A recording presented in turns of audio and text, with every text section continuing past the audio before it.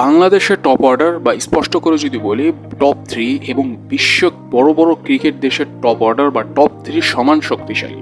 শুনে হয়তো বা ভাবছেন আমি মজা করছি। মজাটা আমি করছি না, মজাটা করছেন এরকমভাবেই নেটিজনরা করছেন মজা, আর বাংলাদেশের বিশ্লেষকরা করছেন আফসোস।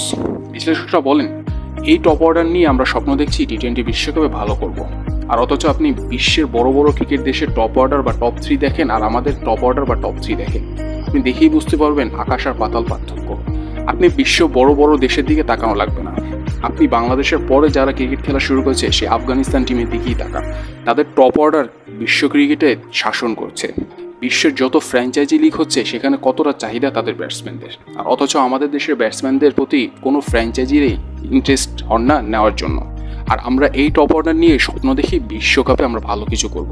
এটা তো অসম্ভব। এরকম মানসিকতা বা এরকম স্ট্রাইক রেট, এরকম খেলার ধরন নিয়ে আপনি কখনোই টি-20 মতো জায়গায় শাসন করতে পারবেন না বা ভালো কিছু করতে পারবেন না।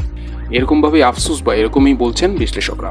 আর নেটিজনরা বলছেন পঞ্চপাণ্ডব যতদিন ছিল ততদিন স্বপ্ন দেখেছি ভালো কিছু করবে, তখন ভালো কিছু হয়েছিল, কিন্তু যখন পঞ্চপাণ্ডবের বিদায়ের সময় চলে এসেছে, বিদায় নিয়েছেন কেউ বা বিদায় নিবেন এখন, তখনই আমাদের সামনে প্রকাশ পাচ্ছে বাংলাদেশের দুর্বলতা।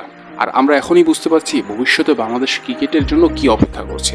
তো দর্শক, আপনাদের মতামত জানতে চাই, ভবিষ্যতে কি টপ ক্রিকেট দেশের মধ্যে বাংলাদেশকে আপনি দেখেন? সেই মতামতটুকু জানতে চাই। আর ওই পর্যায়ে যেতে হলে বাংলাদেশকে কি করা দরকার এবং কি না করা দরকার সেই মন্তব্যটুকু আপনাদের কাছ থেকে আশা করছি।